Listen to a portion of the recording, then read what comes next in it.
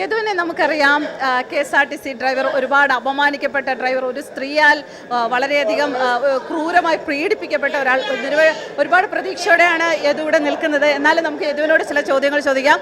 കോൺഗ്രസിന്റെ വിജയം ആഘോഷിക്കാൻ ഇവിടെ പായസം വിളമ്പിയ, പായസം കഴിച്ചോ? പായസം കഴിക്കും.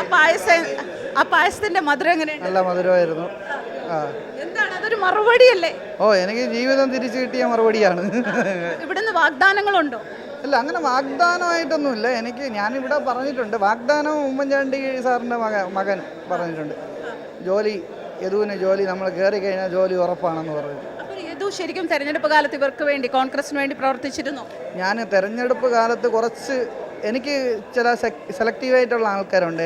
എനിക്ക് പറ്റുന്ന സ്ഥലവും അടുത്തുള്ള സ്ഥലങ്ങളിൽ അങ്ങനെ കുറച്ച് ആൾക്കാരുണ്ടായിരുന്നു. അവർക്ക് വേണ്ടിയിട്ട് ഞാൻ വർക്ക് ചെയ്ത് CAT മെമ്പർഷിപ്പ് മാറി ഇപ്പോൾ INTC എടുത്തു.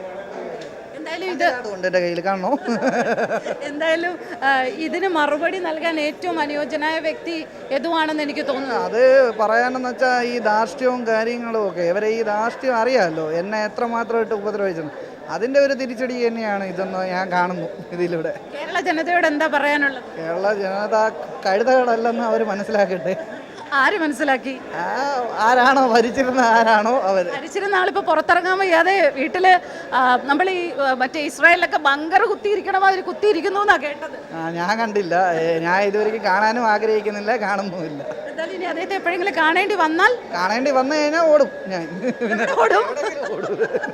അതെന്താ, പേടിച്ചിട്ടാണോ? അല്ലല്ല, ചുമ്മാ ഇനി അടുത്ത ആംഗ്യം കാണിച്ചെന്ന് പറയാതിരിക്കാതെ. ഇപ്പൊ നിയമം സ്ത്രീകൾക്ക് അനുകൂലമല്ലേ, അവർ ചുമ്മാ പറഞ്ഞാലും മതിയല്ല. അവർക്ക് ഒന്നാതെ എന്നെ ആംഗ്യം കാണിക്കുന്നവരെന്നുള്ള ചിത്രീകരണം അവർ കൊടുത്തു വെച്ചേക്കുകയില്ല. അപ്പോൾ അതിൻ്റെ രീതിയിലായതുകൊണ്ട് ഇനി അവർ പറഞ്ഞു കഴിഞ്ഞാലും അത് വിശ്വസിക്കും.